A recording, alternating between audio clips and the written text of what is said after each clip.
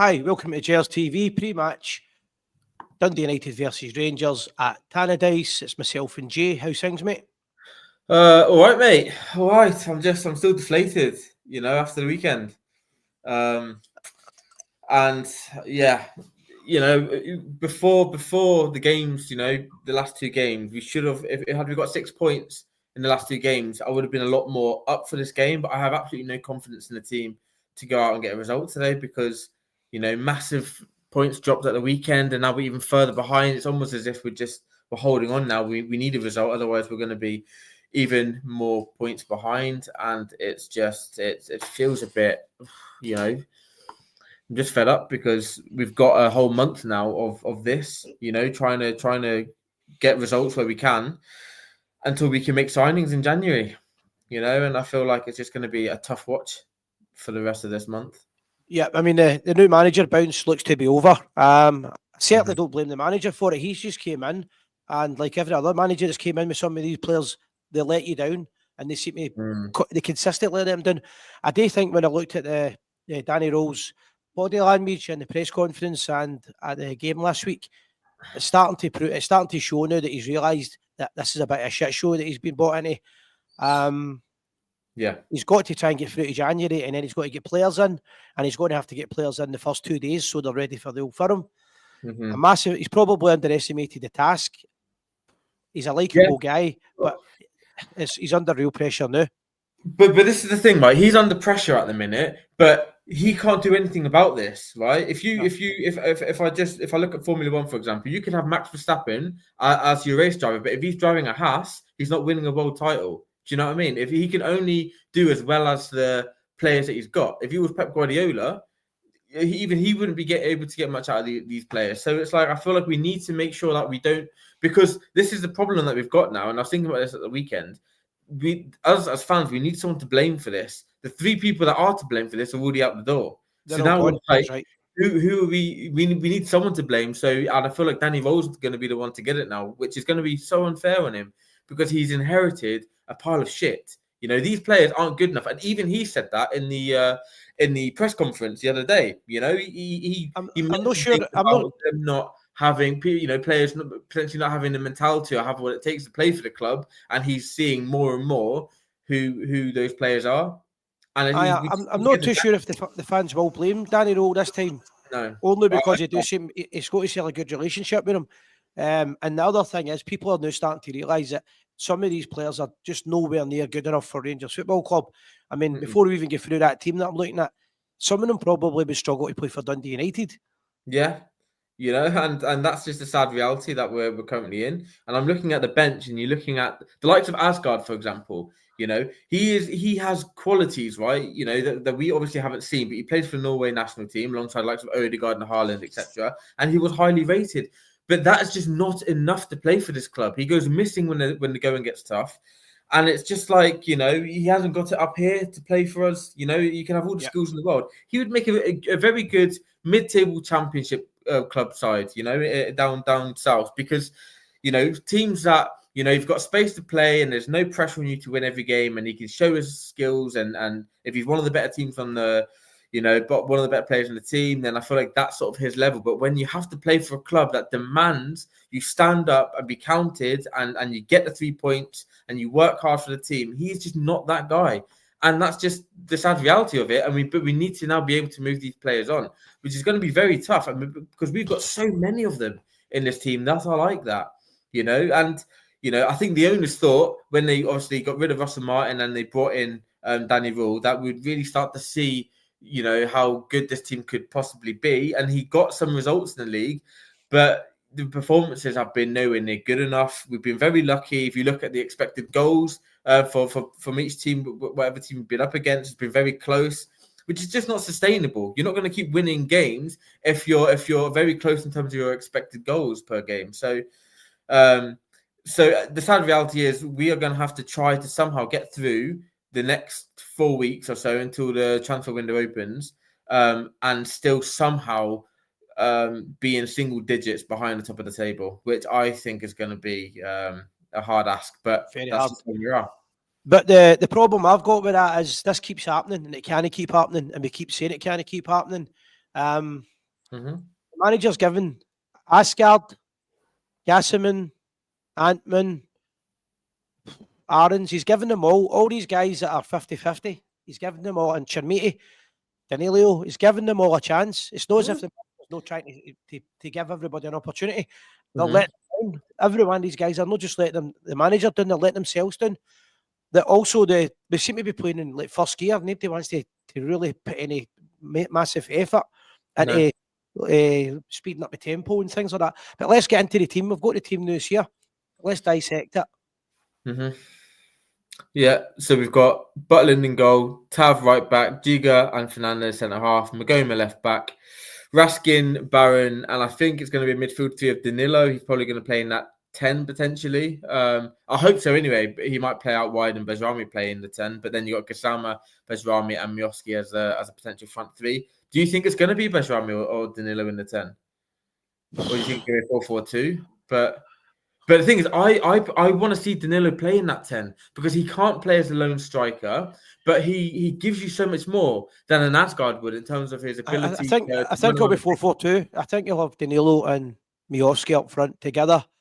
Just because of what you said there, Mioski doesn't seem to be able to play himself up front. Danilo's a better player when he's got somebody beside him. Mm-hmm. I would also argue that's probably the strongest team he could have picked tonight, out with Sterling, who's maybe no match fit yet. The quicker Sterling's back in the team, the better. I'm still slightly disappointed that Cameron and Curtis aren't getting a chance. However, maybe the manager sees something in training that we don't, because he's gave everybody else a chance. So I don't think it would be anything personal. There might just be a good reason for it. Other than that, that's about the strongest team he's got to play tonight.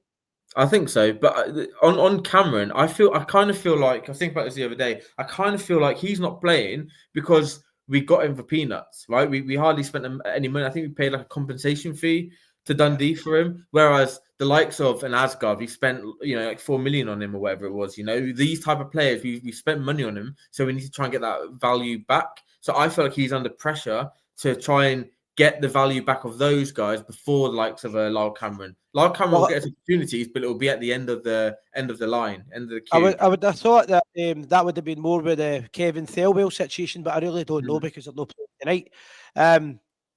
Cameron scored 5 goals last season. That's more than our attack have scored so far together. Yeah, that's an argument alone for him. And he knows the league as well. He knows the league, he knows the opposition. So it's an odd one, But what I will say is the way the manager plays, there will be changes during the game. He'll change that, probably change the style information maybe once or twice, and a lot of the guys will get a chance. But most of them have had a chance. The only one that I can see on the bench there that hasn't had a chance, apart from Kelly, obviously being the reserve goalkeeper or the backup keeper, is Nasala. I'm not really sure what's going on with him there. He's never really, I think he's had one game that he made a mistake, Kilmarnock, and he's never really had a chance since then. That was last season. Sterling will come back into the team, and he'll probably, I'd like to think he'll take Giga's place, but he could also take Magoma's place. He'd probably win me. I think Sterling and Fernandez would be quite a good partnership in the defence with Tavernier and Magoma. So I actually think that could toughen up a bit. Yeah, if you play Sterling at centre half next to Fernandez. Yeah, potentially. Yeah, I would like to see it. I feel like the thing is with Sterling, I really like him as a footballer. I like his attributes. I like what he gives to the team. It's just his injuries. Like, you get him for 5 games. You're thinking, he's really adding value in those 5 games. Then he's off for the next 2-3 months. So for the future, this has got to stop buying these type of players. How many times have you got guys that, he's a great player when he plays, but he's never off the dressing room table. Because we get them for cheap. It's like, because we'll try to, he's had his injuries now. As soon as he comes to us, we'll sort him out. He won't be injured anymore, and it's just not the case. If he's got a history of injuries, then it's a player that we need to avoid, to be honest. Because the best ability a footballer can have is availability. If you're not available, you're no good to anyone. Lionel Messi would be no good to anyone if he was injured for half the game. Do you know what I mean? So it's like, we need to sort that out. But there's just so much to do, so we're going to need to rely on these players, because I feel like, if it was up to me, Giga, Aarons, those two especially will be off back to their clubs in January. January, and then you're looking at the likes of Sterling to be able to fill that void of a Jigger leaving. Whilst we get someone else in, because I feel like we do need, we need 6 or 7 players in January. And the defense and the attack are 2 areas that we especially need to look at. But for me, I mean, a lot of people are saying the defense is the big problem. I can see why, because we've got so many moving parts there, people coming in and out of the team.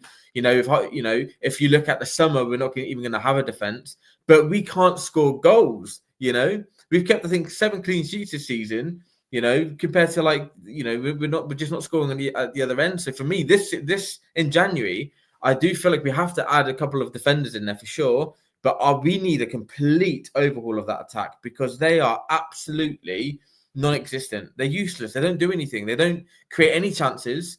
There's no movement in the final third. And that is for me where we're going to struggle. And I'm hoping we can see something today with Danilo and Miovski, maybe creating some sort of partnership up front, so that we can see some sort of spark, in the final third. And you got that. Bejrami for me was the best player at the weekend. It was. Outlet. So I'm hoping he can carry that over again today.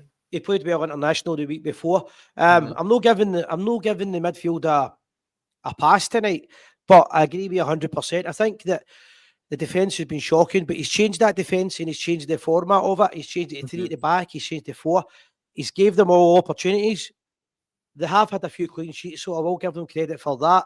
But they still make silly mistakes and they create chances for the opposition that they shouldn't, and set pieces and especially corners are all over the place. But I've got to agree with you. This attack is a major concern. Major.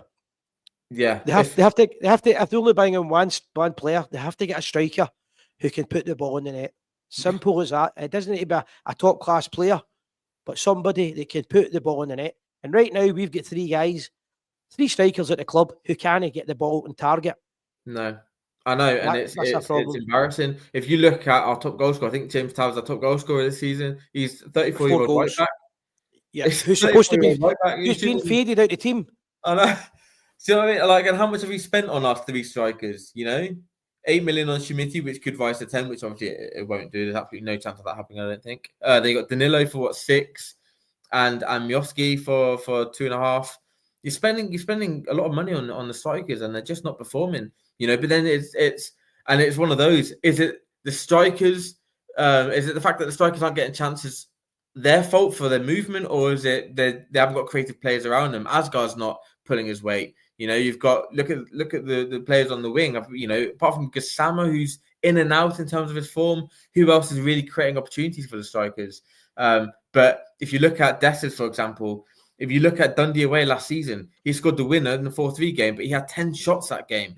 But he gets these opportunities because of his movement. He created these opportunities for himself, Yeah. So I think if you were a striker that can do that now. It won't happen, obviously, what I'm going to say, right? But I think if you spoke to Danny Rowe in private and offered him a chance to get 11 new players in, he probably would, if you're being fair. He's probably looking at this and thinking, what have I got myself into? However, we're at Tannadice tonight. It's all to play for. Dundee United haven't won in 4 games, I believe. I think that's our form. Our form isn't as bad as that. No. Obviously, having a draw at the weekend with Falkirk, but we never looked like scoring at the weekend. That was my problem. I really want Rangers to win tonight, but it wouldn't surprise me if it was a nothing each draw, just because these guys are so bad in front of goal. And one of the reasons they're so bad is they're terrified to shoot. The pressure's on them, and they don't play well under pressure. And the big time players, the big time Charlies, all play great under pressure. An example of that would be Morelos. I thought Morelos under pressure was a great player up front. But we need that type of player again. But we've not got that until January, so we'll have to play with what we've got. I can't see Shermiti coming on doing much. I would actually like to see Danilo and Miovski playing the full 90 minutes, if we're winning that, is obviously if we're no honking, together for 90 minutes and see how it goes, just to get a wee bit of consistency up front. But if we're being honest, it's a real concern, the way that they're playing. Yeah. Looking at Dundee United's form, their last home game was a 3-0 loss at home to Falkirk, so that's sort of where they're at currently. But But do we have the players in the team to sort of take advantage of their poor form? I don't see it. You know, they're gonna be up for it today. Of course, they are. They're playing us, and I feel like it's going to be a struggle. You know, it's going to be a struggle because, like you say, we have mistakes in the defense and an attack that can't score. What we need is to somehow get an early goal. We need, and I feel like the best chance that we're going to get a goal today is going to be set pieces again. Obviously, we brought in that new set piece coach. If you're a betting man, you would probably bet on Tavernier to score for anybody, and he's a defender, right back. It's incredible. But if we could start scoring goals, we could maybe go on a run. We know we keep saying but. So many buts, mate. There's so many buts. You know, if buts and maybes, it all depends. For me, if I look at the title race, at the end of the game against Falkirk, I said the title race is over. You know, I just could not see how we're going to consistently over the season get enough points to and for our rivals to drop that many points for us to really overtake them. But you never know if we have a really good January. But these are the type of games now we have to win the next 2 games for sure. You know, in 2 tough places to go. You know, if we win those, who knows? But I just feel like we're so bad. We are so bad. This is the worst team that we've had since we returned to the top flight. This is the worst team. The problem is with social media. Because I'm not disagreeing with you here, but with social media, everybody, including myself, we do tend to say everything's the worst. It's the worst penalty I've seen. It's the worst team. It's the worst. It's just a shit show. But we're being grinded down. We thought we had a new start at the start of the season. There's a new era, and it didn't prove to be. I still believe in the 49ers, and I think that Danny Rowe can do a job. But I can't judge him in anything over the next few months for the simple reason he looks as if. Do you remember a comment that Clement made when he says, I tell the players what to do in training, but they don't seem to be able to understand it on the park? That's how I feel Danny Rowe looked at the weekend. And that's why I done the headline last night for the show. They look uncoached. They look as if they're not listening to the manager, as if everybody's playing for their own personal career. Not giving a fuck. He made an interesting point about it's not just have you got the ability, it's about how quick you are up here. And I feel like that's exactly what we're lacking. Every time we have an opportunity to go forward, we tend to want to take our time. We turn back, we pass the ball backwards, we play the easy pass. Whereas we need players that are quick on the ball. As soon as you get the ball, it's gone. You know, forward pass, break the line, that sort of thing. And I feel like that's what he's going to be looking for. How quick are the players going to be mentally? Because for this, especially against the low blocks, you need to be quick on the ball. You need to know where the ball's going before it comes to you. You know, you need to be familiarized with each other on the pitch. So, you know, all the best teams around the world could do that. The Barcelona's, under the Pep Guardiola era, you got the United treble winning side under Sir Alex. You know, they just knew where everyone was on the pitch, and that's how they could play quick, football and break teams down. We don't have that. We're like a bunch of strangers out there. You know, he has. You're right. What you're saying, he has called it out a few times in the press conferences recently, and the reason for that is he's as frustrated as we are. The football at the weekend was just boring. I cannot believe some of the decisions that were made before he arrived here. He's probably looking at Schmidt and saying, "How much did you spend on him? 8 million." When I was watching him, was it at the weekend? I can't remember which game it was. It might have been the one at the weekend. He looked like a soccer aid player. Do you know, like one of the celebrities that just comes on and tries to smash people? That's literally what he looked like. His touch was off, and I was like, "Why?" We spent 8 million on this guy. You know, he is not worth a single penny of that. You know, I hope he eventually proves me wrong, but I've said this since we signed him, and he hasn't yet. He scored 1 goal and gave it all that. And now where is he? You know, how many goals has he scored since? 0. So I agree with you. But the one thing I'll say about Rowe is he does appear to have be the man that got rid of Thelwell and Patrick Stewart.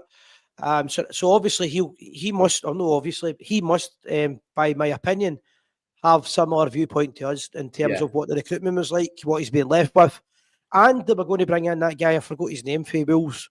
The deal didn't go through. So there is some slight positives. However, the majority of it is negative. But 90 minutes, and there's a few fixtures coming up over the next couple of weeks where the other teams in the leagues where points could be dropped always. So basically, if Rangers can just find a way to win the next few games, we can maybe get back in it. I just wouldn't hold my breath. But I will try and remain positive, and hopefully Rangers can get a win tonight. Yeah, we need to have an exceptional January transfer window. If we can do that, then you never know, because they're getting rid of Martin O'Neill, which just baffles me. If you look at the current form and stuff, I feel like that's a massive risk on their part. Things could really turn upside down for them, and we need to be in a position to then pounce for that, because Hearts are dropping points. They're going to keep dropping points. It's going to be can we catch that 7 points up between now and the end of the season? As much as I agree with what you're saying there, we've been saying that for 5 or 6 years now. I know. Celtic slip up. We need to get ourselves in a driving seat where people want us to slip up. Hold on a minute, dog's biting my horn here. And then when we are in that position, we do slip up. You look at a couple of seasons ago under Philippe Clement with the games away at Dundee and Ross County. It's just so frustrating. But like you say, 90 minutes, and some of these players are playing football. I think every single player on this starting 11 is playing for their future at the club, because none of their futures are certain. Absolutely none of them. There's a January transfer window coming up in 4 weeks, and they need to find a way to win. Yeah, and the other thing is, you're right. There's quite a lot of players on loan. Everybody that I spoke to agrees they would get rid of every one of them in January, but send them all back. They're playing for their position with Rangers, because I'll tell you one thing. The majority of them are playing for Mickey Mouse teams in England or America or whatever else, and they'll look back in their career and they'll realise in years to come that pressure that they couldn't accept and that role, the jersey being too big for them, was probably the best time in their career, and they'll regret it. But they've still got that. The manager's giving them a chance. The manager's been fair. He's given them an opportunity, and when they make an arse of it, he brings them back in a few weeks later to give them another chance. And the manager's been, they've no thanked him. Let's just say they've not been loyal to him. What really annoys me though is things like when I read things like Tello Asgard, his grandfather was apparently a Rangers supporter, season ticket holder, and you're thinking, but you're not playing. You're playing like you couldn't care less. Do you know what I mean? Like how are you playing or giving the effort that you are giving? I mean, maybe that's just him as a footballer, and he physically can't. But this is something that I addressed today. He addressed this in the chat today. Maybe he's just no got it mentally. John Brown, who I know really well, was when he was a Rangers scout. That was one of his biggest things when he was speaking to the players he was considering recommending for Rangers. He was trying to figure out, do you have the balls to play for Rangers? And you know what? I think that's the biggest problem. A lot of these guys simply don't have the balls. I know. It's literally it comes down to that. They do not have the balls to play for this club, the majority of them. But now it's about how can we get them out of the door. You got to look at Asgard. For me, he should be a gunner. Shimiti should be a gunner. Rothwell should be a gunner, because they're just filling up space now in the team. And I want to start to see other players who want to play for this club, who want to fight for this club. I want to see them come through. I want to see like Curtis get more game time. I want to see Lyle Cameron get more game time, because at least I feel like out of those players, you'll get effort, you'll get desire, which we haven't gotten so many of the players currently playing for us. And like I say, it's going to be a massive January. We just need to win today. Massively. I mean, it goes without saying. And just back to what I was saying as well. See the European game last week. Yeah, it was crazy wind, and at no point in the game did any Rangers players think we'll have a wild shot at goal.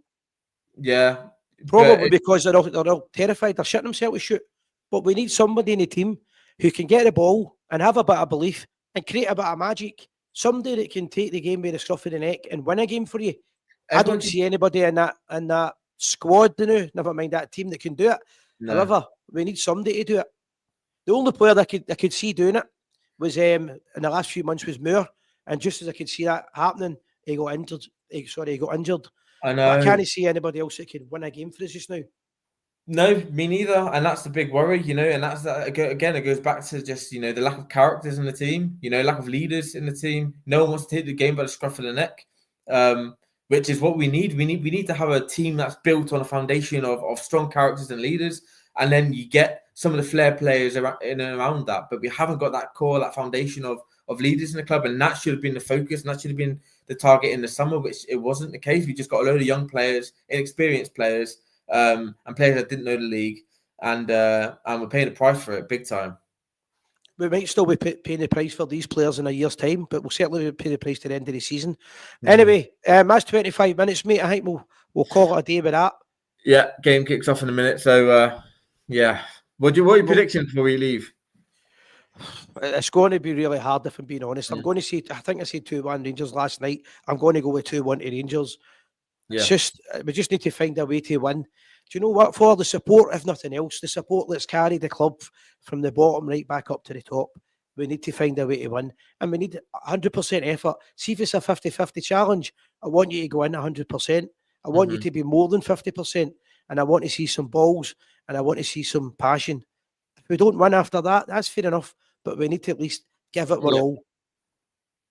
Yeah, completely agree. Completely agree with all of that. I am going to predict a 2-1 Rangers today. Need the 3 points. Big time. Anything else to add, Si, before we go? No, I'm just laughing at Showbiz Sam's comments. I do agree with him. Unfortunately, we always seem to have a donkey in the team. Always, but we've got a few donkeys in the team. Let's say we've got a whole squad of them. I feel as if it's Blackpool. Oh, my goodness. Anyway, guys, wherever you're watching, enjoy the match. And we're going after the game as well. We will be. Right. Please like, share, and subscribe. Help the channel out. That'd be much appreciated. And we will see you on the next one after the game. See you then. Bye-bye.